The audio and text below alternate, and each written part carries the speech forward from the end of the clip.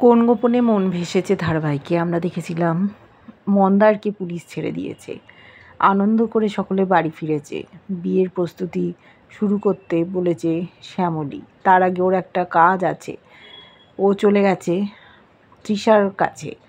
সবাই ভাবছে শ্যামলী কেন ওপরে উঠল। তৃষার ঘরে সকলে হাজির হয়েছে। তৃষা তো অবাক, শ্যামলী হঠাৎ এখানে কেন। তৃষাকে বলছে, বৌদিদি আপনি বলুন তো খাবারে কেন আপনি বিষ মিশিয়েছিলেন। ও অবাক হয়ে গেছে, শ্যামলী জানলো কী করে। বলছে বিষ? আমি? বলছে হ্যাঁ, সত্যি কথাটা বলুন, না হলে কিন্তু ভালো হবে না। বাড়ির সকলে বলছে তৃষা আবার খাবারে বিষ মিশিয়েছে। ও বলল তৃষা বৌদিকেই সত্যি কথাটা বলতে হবে।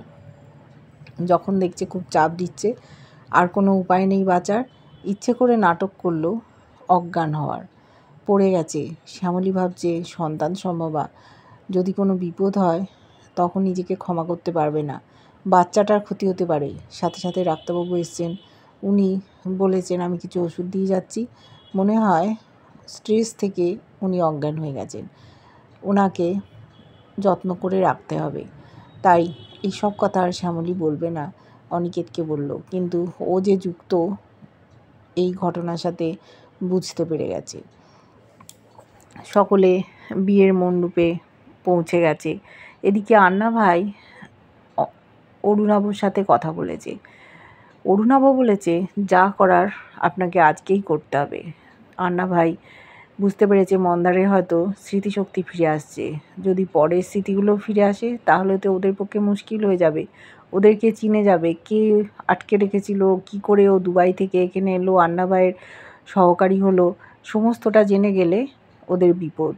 তাই জোড়াবাড়ির প্রত্যেকটা সদস্যকে শেষ করে দিতে হবে, আর রঘুকে তুলে আনতে হবে। সেই জন্য আরও বাড়তি লোক পাঠিয়েছে।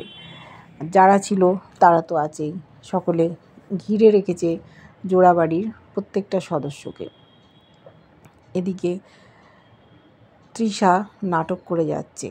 ও অরুণাবকে ফোন করেছে। অরুণাব বলছে তোমার শরীর ঠিক আছে তো? বলছে কি বলবো, আমি খুব বিপদে পড়ে গেছিলাম, আমাকে এরকম করতে হলো। বলছে আমাদের সন্তানের যদি কিছু হয় আমি শ্যামলীকে ছেড়ে দেব না। ওদিকে চেঁচামেচি করছে। যার ফোন নিয়ে কথা বলে সেই গার্ড বলছে আপনি আস্তে কথা বলুন। বলেছে তোকে একটাও পয়সা দেবো না, তুই চুপ কর। খুব উত্তেজিত অরুণাব। ওর স্ত্রী সন্তান সম্ভবা, যদি বাচ্চাটার কোনো ক্ষতি হয়। অনেকে তার শ্যামলীর ওপর খুব রাগ, জোড়াবাড়ি থেকে তাড়িয়ে দিয়েছিল। বলছে যে শোনো তৃষা, নিচে যখন বিয়ে হবে তুমি নিচে যেও না। বললো কেন, কিছু কি প্ল্যান করেছো? সেই সময় হঠাৎ দরজার বাইরে আওয়াজ।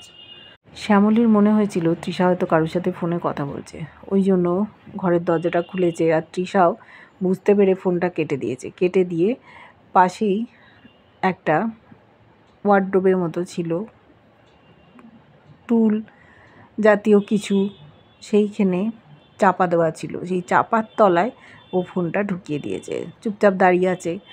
এসছে শ্যামলী, বলছে কার সাথে কথা বলছিলেন? বলছে আমি কার সাথে কথা বলবো, আমার তো কথা বলার কোনো লোক নেই। কি বলছো তুমি? কি আমাকে খালি সন্দেহ করছো? কেন এরম করছো? আমি তো বুঝতে পারছি না, আমার শরীরটা ভালো নেই। তখন বলল আচ্ছা ঠিক আছে, আপনি একটা কাজ করুন, চলুন বিয়েতে অংশগ্রহণ করবেন, আমরা নিচে যাই। কিন্তু তৃষাকে বারণ করেছে নিচে যেন ও না যায়। বললো দেখো শ্যামলী, আমার শরীরটা একদম ভালো লাগছে না, মাথাটা ঘোরা ঘোরা লাগছে। দেখো আমি গয়না শাড়ি ম্যাচিং করে সব রেখেছিলাম, কিন্তু একেবারেই ইচ্ছে করছে না। শ্যামলী ভাবলো একে জোর করে লাভ নেই, যদি ক্ষতি হয়ে যায়। বললো আচ্ছা ঠিক আছে, আপনাকে যেতে হবে না। ও তো বেঁচে গেল। এদিকে নিচে দেখছি পকেটে রিভলভার নিয়ে আন্না ভাইয়ের লোকজন ঘুরে বেড়াচ্ছে, তারাই খাবার সার্ভ করছে। ধাক্কা লেগে যাচ্ছে একে অপরের সাথে। ওরা চাইছে জোড়াবাড়ির লোকজন একত্রিত হোক, তারপর ওরা গুলি করে সকলকে মেরে ফেলবে। মন্দার আর রোহিণী বসে পড়েছে বিয়ের আসনে, খোঁজ খবর করছে শ্যামলী কোথায় গেল। শ্যামলী তখনও এসে পৌঁছয়নি। এদিকে দেখেছি অপরাজিতা মল্লিক তার একটা পছন্দের হার শ্যামলীকে উপহার দিয়েছে। এতদিন পরে শ্যামলীকে মেনে নিয়েছে নিজের পুত্রবধূ হিসেবে।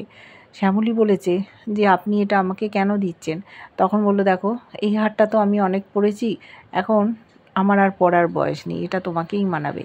কিন্তু শ্যামলী বলল, এটা আপনাকে যতটা মানাবে আমাকে ততটা মানাবে না, কেন আমাকে এই হারটা দিচ্ছেন? বলল, তুমি এটা আমার আশীর্বাদ স্বরূপ রাখো, মনে করো তোমাকে আমি নতুন রূপে বরণ করে নিলাম, আমার পুত্রবধূ হিসেবে, মেয়ে হিসেবে তুমি আমার খুব ভালো একটা মেয়ে।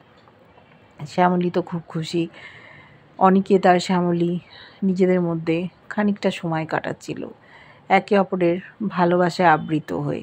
সুন্দর করে সেজেছে অনিকেত শ্যামলী দুজনে। সাহায্য করেছে অনিকেত শ্যামলীর পরিধান পরাতে।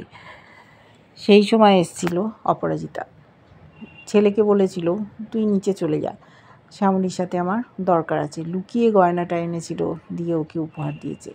এদিকে যে নিচে কী কাণ্ড হচ্ছে শ্যামলী তার বিন্দু বিসর্গ টের পায়নি। পুলিশ হয়তো আসবে, তারা হয়তো পাহারা দেবে, কিন্তু এত বড় চক্রান্ত করেছে আন্না ভাই, অরুণাভ আর তৃষা। শ্যামলী কি আদৌ ধরতে পারবে? সবাই একসাথে জড়ো হলেই ওরা গুলি চালাবে, কিন্তু তখনও শ্যামলী আসেনি। শ্যামলী আন্দাজ করছিল তৃষা কারোর সাথে কথা বলছে, সন্দেহ হয়েছিল, কিন্তু শেষ পর্যন্ত তৃষাকে না নিয়েই ওকে বিয়ের মণ্ডপে চলে যেতে হয়েছে। অতিথি অভ্যাগতদের ভিড় হচ্ছে আস্তে আস্তে। খুব খুশি মন্দার আর রোহিণী, অনেক দিনের ওদের আশা আজ স্বপ্ন পূরণ হতে চলেছে।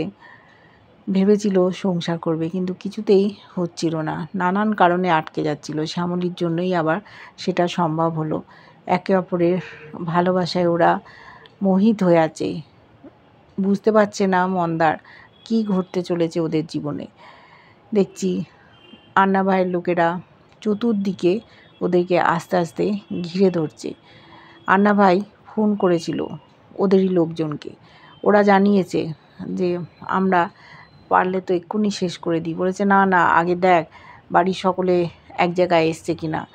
আমরা দেখছি দাদু, ঠাম্মি, অনিকেত, অপরাজিতা মল্লিক, সূর্য সকলেই মোটামুটি এসে গেছে। আছে প্রিয়া, প্রতিম। শ্যামলী তৃষার সাথে কথা বলছিল বলে এখনও নিচে নামতে পারেনি। কী যে ওদের জীবনে ঘটতে চলেছে, বারবার এইরকম একটা হাঙ্গামা হয়েই যাচ্ছে। ক্ষতি করার চেষ্টা করছে সবসময় অরুণাভ, তৃষা ওদেরকে আশ্রয় দিচ্ছে, কিন্তু কী ঘটতে চলেছে আমরা সেটাই দেখব। কেমন লাগছে ধারাবাহিকটা জানিও। ভালো লাগলে লাইক, কমেন্ট, সাবস্ক্রাইব করে যারা ফেসবুক পেজ থেকে দেখছো ফলো করে সাথে থেকো।